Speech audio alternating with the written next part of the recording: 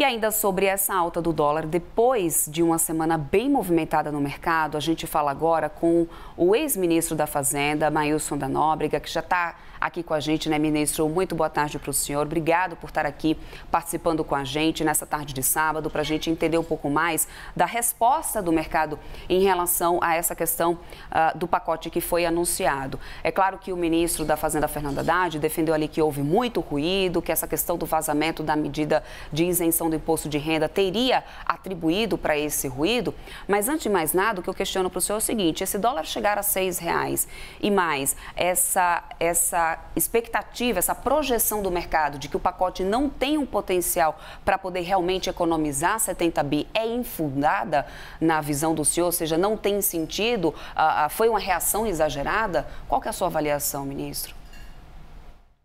Olha, Débora, olha, Vitor, boa tarde para vocês dois. Eu acho que foi uma reação exagerada, né? Eu acho que não havia razão para quase um pânico, né? Uma decepção enorme. Eu atribuo isso a duas coisas. O primeiro, o mercado financeiro, ele não considera nas suas análises, normalmente, seus economistas, seus traders, as restrições políticas à tomada de decisões, né? Eles raciocinam como na empresa deles. Olha, se eu preciso demitir, eu demito. Então o governo tem que demitir também. Não é assim que funciona o setor público aqui ou em qualquer outro lugar. Em segundo lugar, eu acho que uma medida anunciada pelo governo feriu de morte a credibilidade do pacote, qual seja o anúncio da isenção de 5 para quem ganha R$5.000 de pagamento do imposto de renda, né? É uma medida que pode se justificar do ponto de vista tributário, da justiça tributária, mas o momento não era esse. O momento não era esse. Em segundo lugar, ele teve que compensar a perda desse benefício, que deve ser da ordem de 45 bilhões de reais, com uma modificação no imposto, da cobrança do imposto de renda, que eu acho é uma medida correta. É uma medida que está sendo examinada no mundo inteiro, na OCDE, no G7, no G20. Não é? O que é isso? É que os ricos, eles conseguem uma série de benefícios fiscais, pagam sua renda como ganho de capital, que é 15%, e não 30% ou 40%, como é o imposto de renda em alguns países, e com isso, eles terminam pagando um imposto de renda muito mais baixo, proporcionalmente, do que os menos favorecidos, né? Ou a classe média, chamemos assim. Né? Então, por exemplo, o professor Naércio Menezes fez um artigo essa semana no Valor, mostrando que esse grupo que ganha mais de R$50.000 por mês tem uma alíquota efetiva de imposto de renda de 13%. Portanto, qualquer um deles paga uma alíquota efetiva mais baixa do que a sua secretária, que é de classe média e termina pagando sem esses descontos. Tá certo? Então, qual é a ideia que está sendo discutida no mundo inteiro? Tem um mínimo que tem que pagar.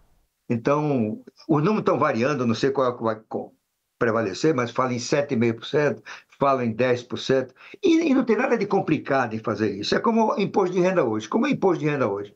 Você calcula o seu imposto, né? E diz, olha, suponhamos, você tem que pagar 100. Você só pagou 80, você paga a diferença de 20. Né? Ou pagou 120, você recebe essa diferença como devolução. Seria uma coisa mais ou menos assim. Suponhamos que seja 10%. 10% você tem que pagar minimamente. Você pagou o equivalente a 80% que o governo quer, você vai pagar a diferença. É simples assim. Acontece que isso é uma mudança importante que merecia um debate amplo, demorado, envolvendo o governo, o setor privado, a academia, os especialistas e assim por diante. Por outro lado, tem um erro na proposta de governo. Ele diz o seguinte: renda é tudo que diz respeito ao que o sujeito recebe, ou seja, ganho de capital, venda de na venda de imóveis, sim, uma série de coisas, e dividendos. Está errado isso. A Receita Federal foi traída pelo mito que se criou no Brasil, espero que não, estou supondo, segundo o qual dividendo não paga imposto. Não é verdade. Dividendo paga imposto. Só que no governo Fernando Henrique, a Receita Federal constatou que cobrar dividendo gerava planejamento tributário. Os donos da empresa colocavam nos custos de suas atividades, da empresa, né, os seus gastos familiares, as viagens de parentes e assim por diante. O que fez a Receita? Eu vou cobrar tudo na pessoa jurídica. Então, em vez de 25%, que era a alíquota da época, vão pagar agora 34%. E eu isento na distribuição. Não há isenção, digamos assim, do dividendo em si. Então, para essa medida ser adotada, tem que haver uma ressalva, né? Nas empresas que pagam pelo lucro real, tem que haver uma redução correspondente na sua alíquota de imposto de renda de pessoa jurídica, né? Então, eu acho que é isso, né? E como o pacote, como eu disse, foi ferido de morte do ponto de vista da sua credibilidade, ofuscou-se um conjunto de medidas muito elogiáveis até. Por exemplo, coibir os excessos das remunerações de 7 segmentos do funcionamento público, né? Particularmente do Judiciário e o Ministério Público, que é uma coisa vergonhosa, inaceitável. Você vê aqui e acolá um juiz receber R$1 milhão de atrasado, a quantidade de juízes no Brasil que ganham acima de R$100 mil, juízes e procuradores, né? E mais, 60% que eles ganham ou mais não pagam imposto de renda, porque são os penduricalhos que são caracterizados como indenização, portanto, isento do imposto de renda. E isso é uma medida correta, na direção certa, e que vai ter um efeito não apenas financeiro, mas do ponto de vista moral, né? Então, esses lados, eles fizeram também uma redução da distribuição do abono salarial, também foi reduzido, ele vai sendo reduzido progressivamente. Tudo isso sumiu do mapa, né? A pessoa se falou na mudança do imposto de renda. E nesse sentido, eu acho, só para concluir, senão eu fico falando aqui o tempo todo. Por favor. Eu acho que o ministro Haddad foi derrotado nisso, né? Porque a proposta que ele defendia, ele e a ministra Tebet, não era essa, né? Eles defendiam a desvinculação do salário mínimo dos gastos previdenciários. E eu acho, estou supondo aqui, né? Para conquistar o apoio do Lula a essas medidas que não são suficientes para resolver o problema fiscal, como vocês assinalaram aí, né?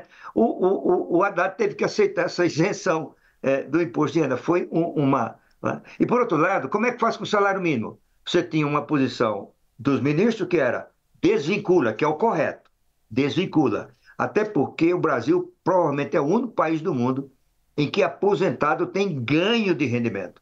Aposentado tem que ter o seu rendimento protegido da inflação. Então, são corrigidos pela inflação. E não produtividade, que é típico de quem está trabalhando. Vocês dois aí, ganhamos por produtividade, né? Que a gente contribui para a empresa melhorar, né? Então, eu acho que o que é que fez? Fizeram um meio termo. Nem é o zero de vinculação que os ministros queriam, nem também o do Lula, que não queria vinculação de hoje. Então, eles inventaram um reajuste de salário de acordo com a regra do arcabouço fiscal, que pode subir 2,5%. Ora, em qualquer parte do mundo, o salário se reajusta pela produtividade, o salário real, né? E não por uma regra fiscal. Isso está errado. Eu acho que os congressos têm que consertar essa parte, porque é uma emenda, vamos dizer, mal feita, né, desse projeto. E aliás, os próprios deputados já disseram que vão trabalhar com muita celeridade em relação a todas aquelas medidas que tiverem sido tratadas ali em relação ao corte de gastos. Ministro, até peço desculpa por interromper o senhor, que a gente também quer abordar aqui outros pontos. O Irajá está aqui querendo fazer bastante uma pergunta também em relação ao corte de gastos. Eu queria perguntar, ministro, o senhor citava exatamente esse erro na estratégia de comunicação e o senhor citou a viabilidade política dos projetos. Eu queria entender se esse temor e essa reação que o senhor considerou exagerada por parte do mercado não pode ter a ver exatamente com a possibilidade de o Congresso ou desidratar essa proposta envolvendo os cortes ou até mesmo aprovar, por exemplo, a isenção, o aumento da faixa de isenção do imposto de renda sem aprovar a compensação. Portanto, eu queria essa análise do senhor, né, que esteve lá como ministro, do ponto de vista mais político, com esse impacto econômico. Há esse temor de que o governo possa ser derrotado nessa agenda em relação ao volume dos cortes e também a aprovação da isenção sem a compensação? Olha, eu acho muito provável que seja esse o resultado, o que vai piorar ainda a situação. Por quê? Quem serão os atingidos por essa medida? Volto a dizer, é uma medida correta, sendo examinada em todo mundo, né? Para evitar benefícios que não se justificam para as classes mais favorecidas. Mas acontece que esses são grupos poderosos. Você viu as reações que estão havendo contra essa medida, elas estão vindo das classes mais abastadas. E eles estarão lá no Congresso achando que é um absurdo, né? Nem todos entenderam o processo, né?